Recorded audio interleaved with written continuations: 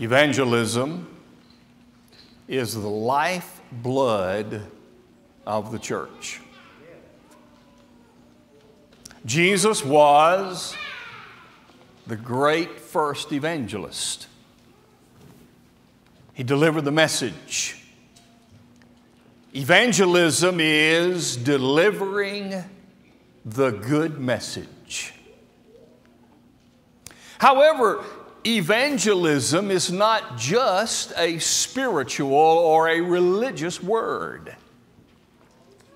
It is a word that can be used in any context in which there is good news to be delivered.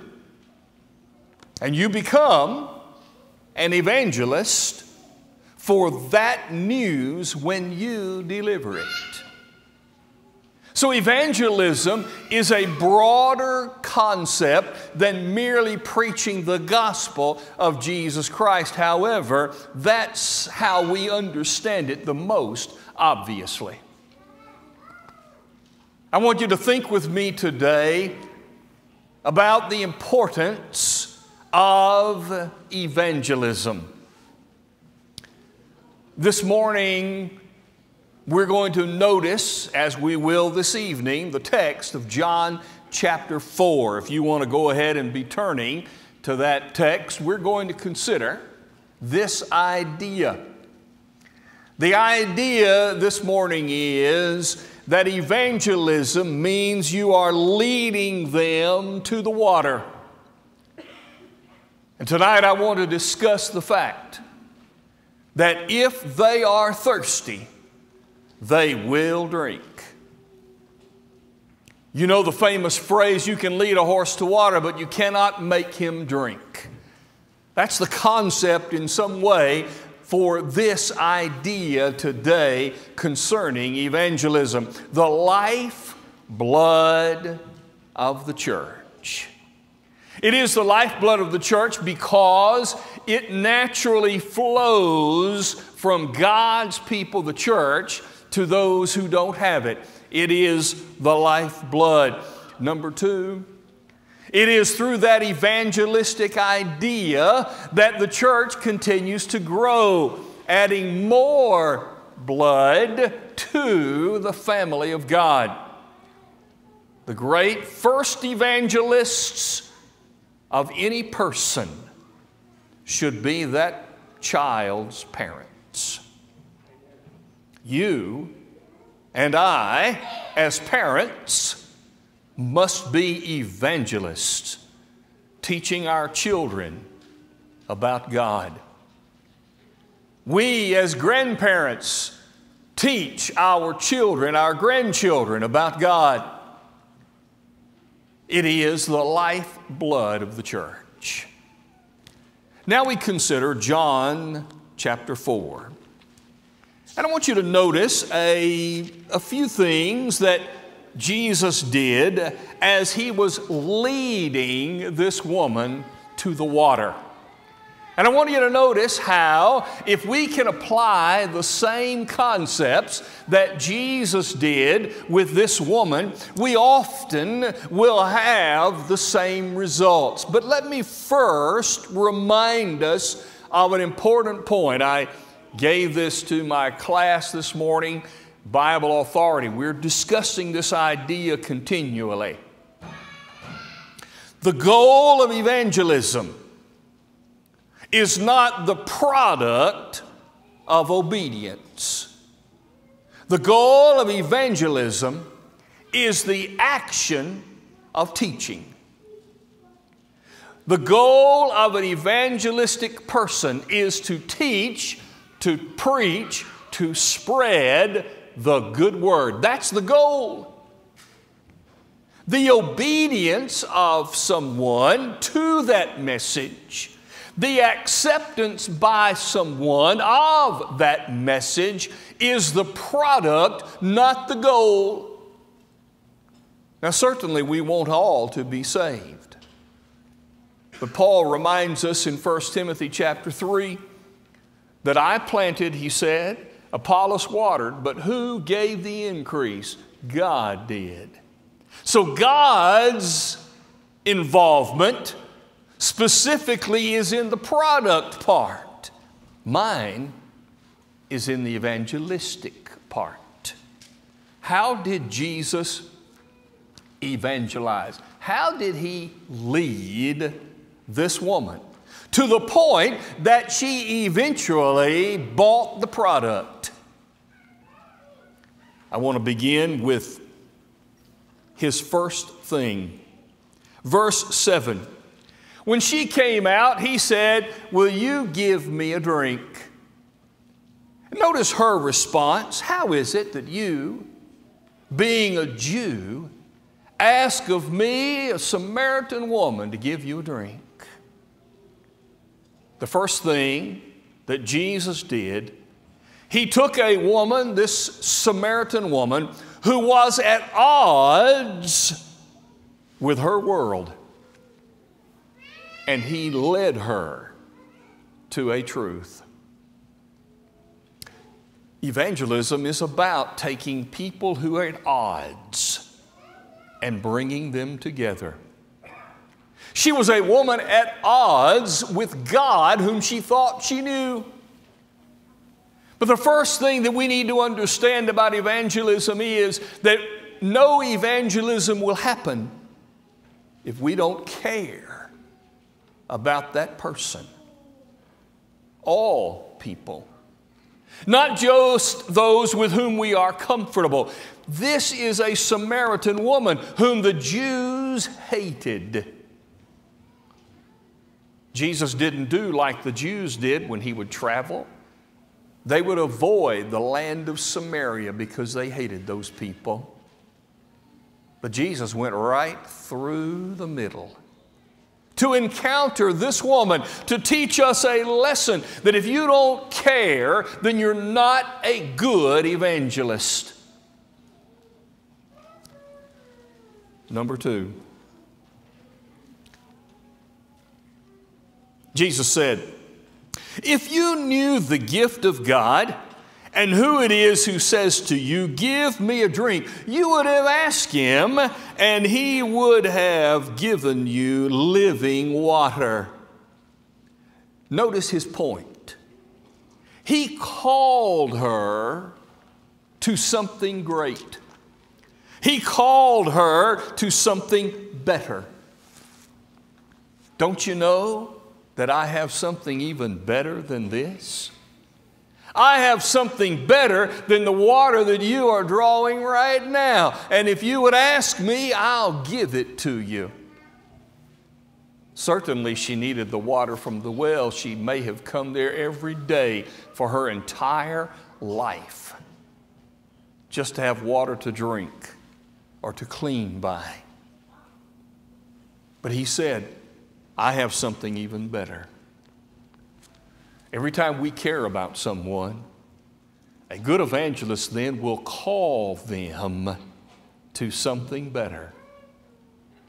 We're not just saying, here's another good option. Here is one more thing. Maybe you might like to add this to your repertoire. No, this is calling to something better, calling to the superlative. Number 3, he challenged her. "Oh yeah, I'd like to have that water," she said. Verse 13, "If you drink this water, you're going to thirst again. But if you drink the water that I give to you, you'll never thirst again. It'll spring up inside of you as living water." He gave her a challenge. The challenge is, listen to what I'm saying. I've already told you, I've called you to something better. Now here's the challenge. See if it's not true. Just buy this product that I'm selling. Take what I am giving. And in doing so, see if I'm not telling you the truth. That it will spring up inside of you. It'll change you from the inside out. That's the call that he was giving. To this challenge, to be changed from the inside out. Number 4, She said, yeah, I'll take it. I don't want to thirst again. We're going to talk about that tonight. But notice his response then. Go, call your husband and come here. I have no husband. You have rightly said that you have no husband. In fact, you've had 5 husbands. And the one you're living with now, you're not married to. If you're going to be an evangelist, there comes a point in which we have to correct. Correct. This is not right. To be in this situation, this is not right, he said to her. Oh, but you don't want to say that because it might turn her off. Don't correct anything. Don't criticize. Don't say something negative. We don't want to turn them away. Oh, wait a minute. Jesus wanted her to know that if you listen to the call, you already know that I care. If you listen to the call and take the challenge, then you're going to have to correct something. Because you really won't experience what I want to give you filling up inside of you if you don't correct something that keeps that from happening. Of course, she was amazed. She also needed to be corrected about her worship. When the Samaritan people, who were a hybrid Jewish people, there were Jews of the land, the poorest, who married the heathen nations who flowed into their land when Israel was taken off into Assyrian captivity. And from those unions came a hybrid group of Jewish people, partly Gentile, partly Jewish. They had lost the Jewish concept of worship. No longer were they going to Jerusalem. No longer were they going there for the offering of the sacrifices. Now she said, oh, we've been doing this. Our fathers told us to worship in this mountain, but Jesus said, there comes a time when you're not going to worship in this mountain or anywhere. I'm going to tell you something. God's Spirit and those who worship Him must worship in spirit and in truth. He corrected her lifestyle, and he corrected her worship because he cared about her. He was an evangelist. And finally, he was clear. He clarified everything. I am the Messiah you've been looking for.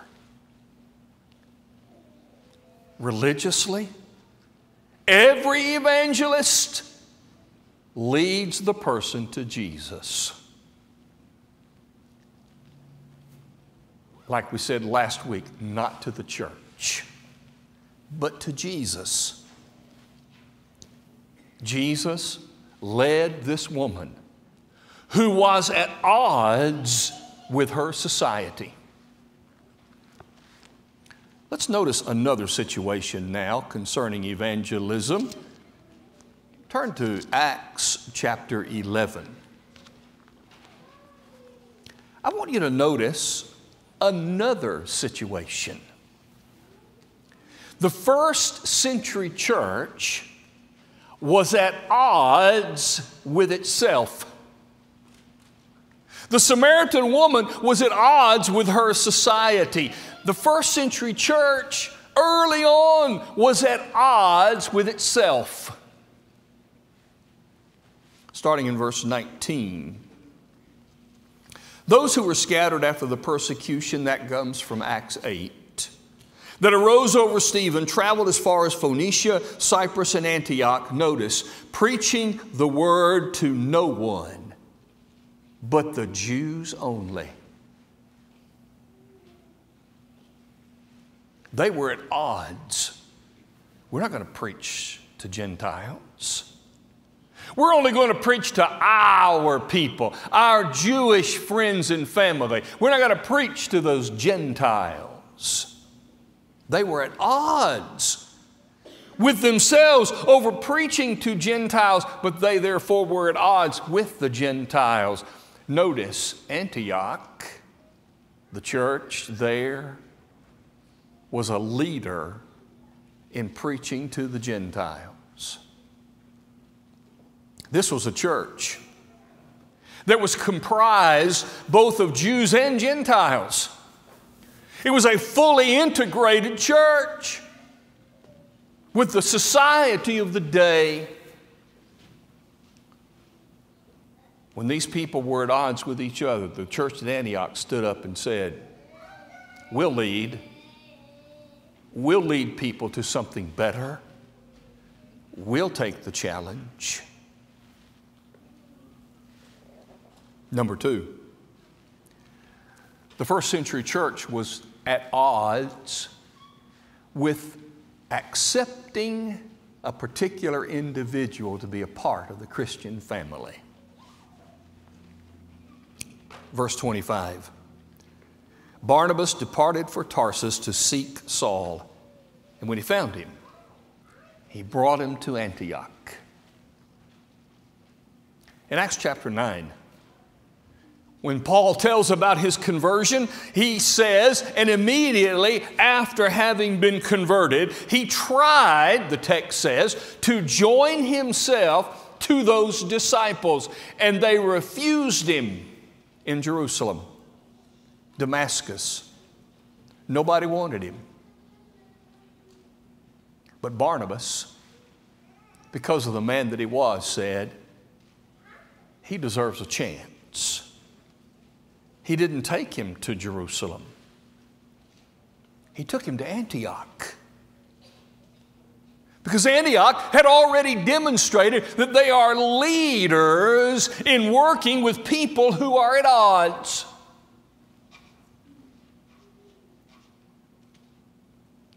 Number three, the early church was at odds with Peter, because he went to the house of Cornelius and preached the gospel to him. As chapter 11 opens, the leaders in Jerusalem called Peter and said, oh, you got to explain this to us. Are you telling us that you're going to preach and teach to those Gentile people? Look at verse 3. You went in to uncircumcised men and ate with them. You're terrible.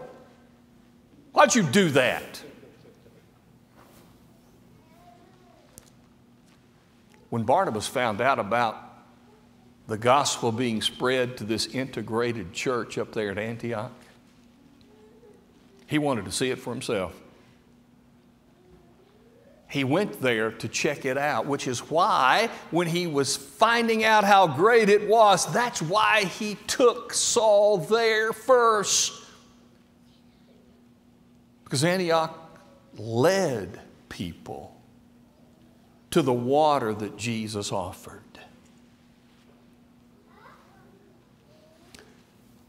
Evangelism is about leading people. We need more leaders for people who are at odds with each other. We just don't have enough leaders. Sometimes people in leading others think they can bully them.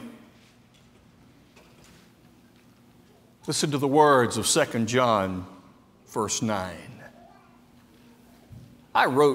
Or 3 John, I wrote to the church, but Diotrephes, who loves to have the preeminence among them, does not receive us. Therefore, if I come, I will call to mind his deeds which he did, prating against us with malicious words. And not content with that, he himself does not receive the brethren and forbids those who wish to, putting them out of the church. That's a brother in Christ. He wasn't an evangelist, he was a bully. And his view was, you're going to do it the way I tell you to, and if not, I'm going to put you out. How could anyone even consider that it is possible for evangelism to take place in the environment of bullying? As we spread the news of Jesus Christ, we better not bully people into submission.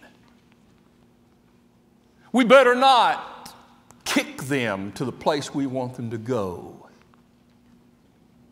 We better not twist them and hurt them, for that is not evangelism.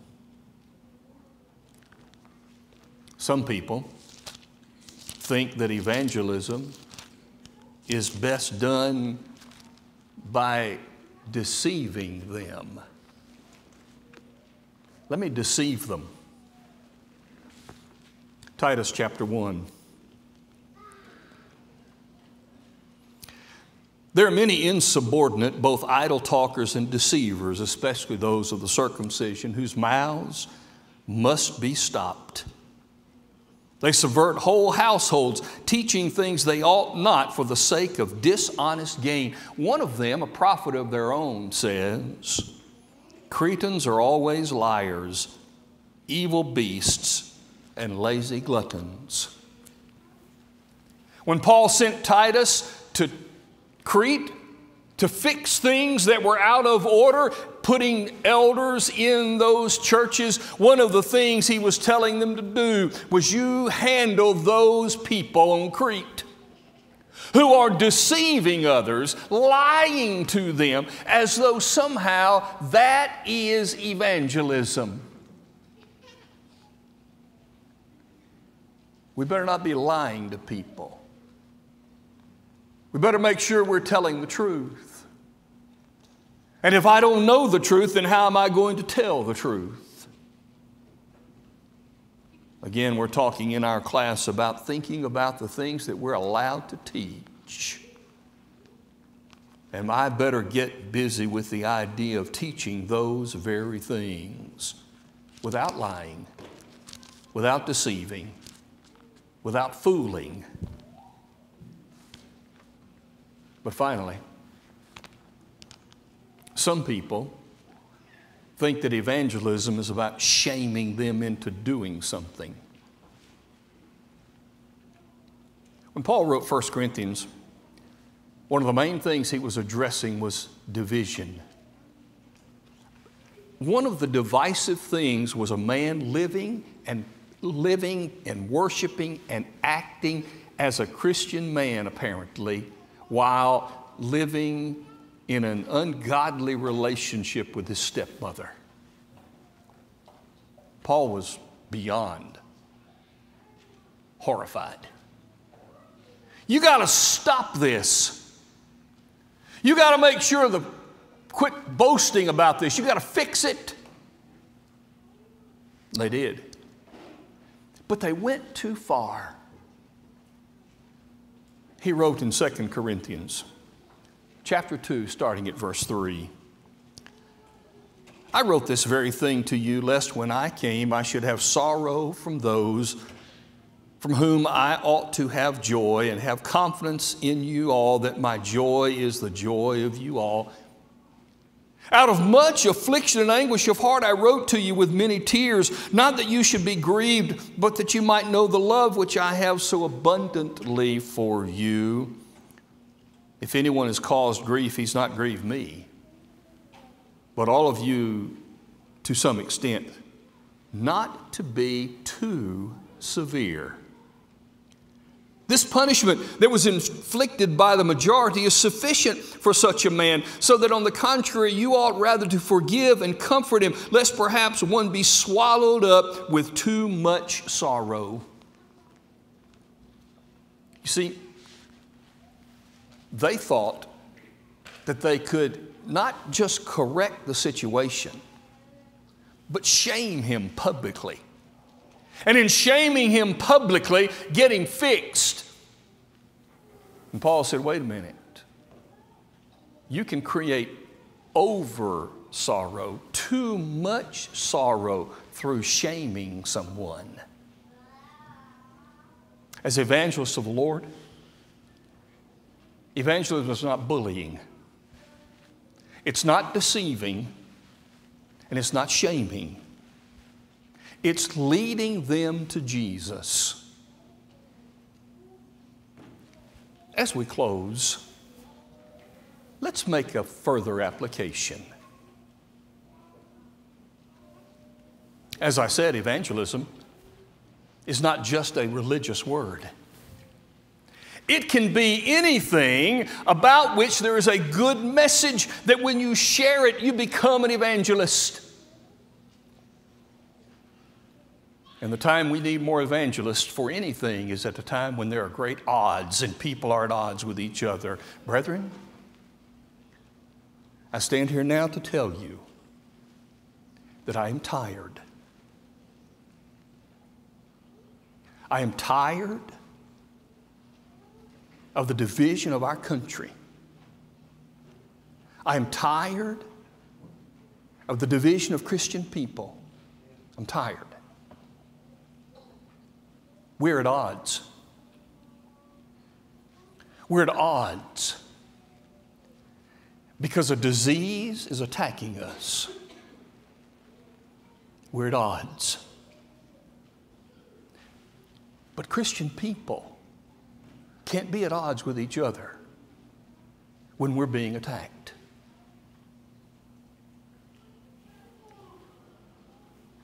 If you have good news to help with the attacks that we are receiving, then spread it. Be an evangelist for it. But brethren, it matters not to me which side of the divide you are on.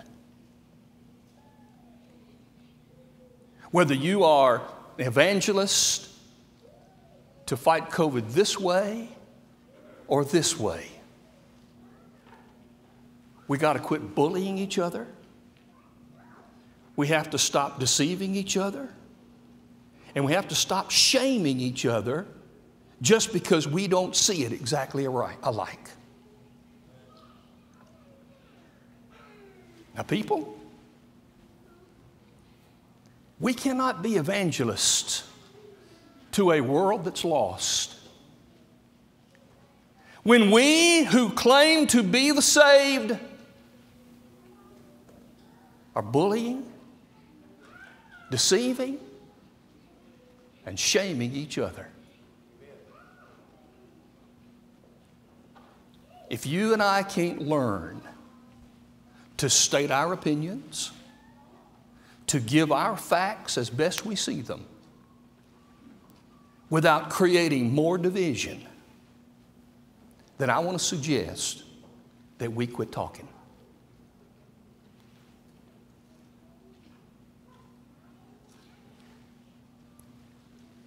People are going to be drawn to the Lord when they see Christian people getting along when they are at odds.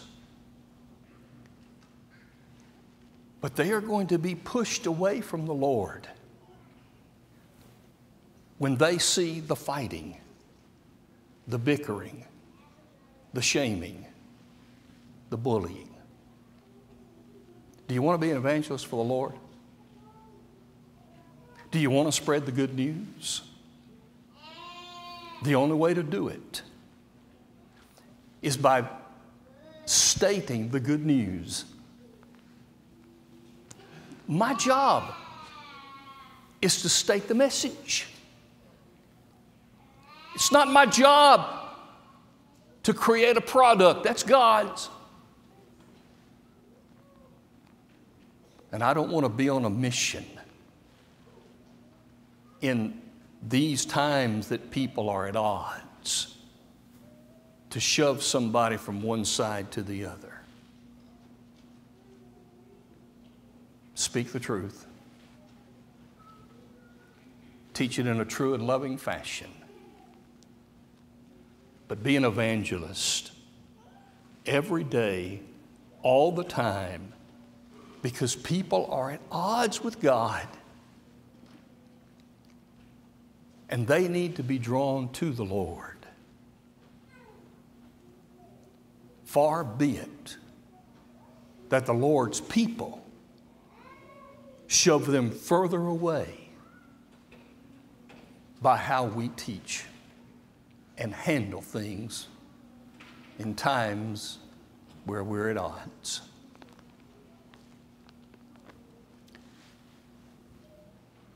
I'm sure glad that God's been patient with me. Aren't you glad that He's been patient with you? Then why can't we be patient with each other as we share information to help? He's been patient with me and you to this point today. So that if I'm not a child of God, He's been patient with you to give you one more chance before you die. He's been patient with us. Give us one more chance to say, okay, I'm going to change. I'm going to correct. I'm going to stop. And I'm going to do better. The purpose for our gathering is to worship God.